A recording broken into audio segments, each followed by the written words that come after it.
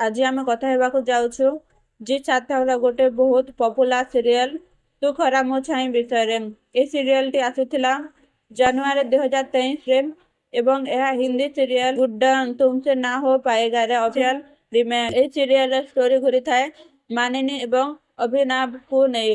ମାନିନୀ ହେଉଛି ଗୋଟେ simple, innocent ଓ emotional girl. ତାର ଲାଇଫରେ ଚ୍ୟାଲେଞ୍ଜ ଆସୁଥାଏ ଆଉ ସେ କେମିତି ସେଗୁଡ଼ିକ ହ୍ୟାଣ୍ଡେଲ କରେ ସେଇଥିରେ ଅଛି ସିରିୟସ୍ ଓ ମେନ୍ ଚାର୍ମ। ଅଭିନବ ହେଉଛନ୍ତି ଷ୍ଟ୍ରଙ୍ଗ ପର୍ସନାଲିଟି, ସିରିୟସ୍ ନେଚର ର କ୍ୟାରେକ୍ଟର। ଦୁଇ ଜଣଙ୍କ ରିଲେସନସିପ୍, ଲଭ୍, ମିସଅଣ୍ଡରଷ୍ଟାଣ୍ଡିଂ, ସାକ୍ରିଫାଇସ୍ ସବୁ ମିଶି ଗୋଟେ ଇମୋସନାଲ ଜର୍ଣ୍ଣି। ସ୍ମୃତିରେଖା ରଣା ମାନେ ମାନିନୀ ତାଙ୍କର ଆକ୍ଟିଂ ନ୍ୟାଚୁରାଲ ଓ ହାର୍ଟ ଟଚିଂ। ଇମୋସନାଲ ସିନରେ ସେ ଅଡିଏନ୍ସକୁ କନେକ୍ଟ କରିପାରିଛନ୍ତି। ରଶ୍ମିରଞ୍ଜନ ପଣ୍ଡା ଅଭିନବ ତାଙ୍କର ପର୍ସନାଲିଟି ଓ ଡାଇଲଗ ଡେଲିଭରି ଷ୍ଟ୍ରଙ୍ଗ କ୍ୟାରେକ୍ଟରକୁ ପରଫେକ୍ଟଲି ସୁଟ୍ କରୁଛି।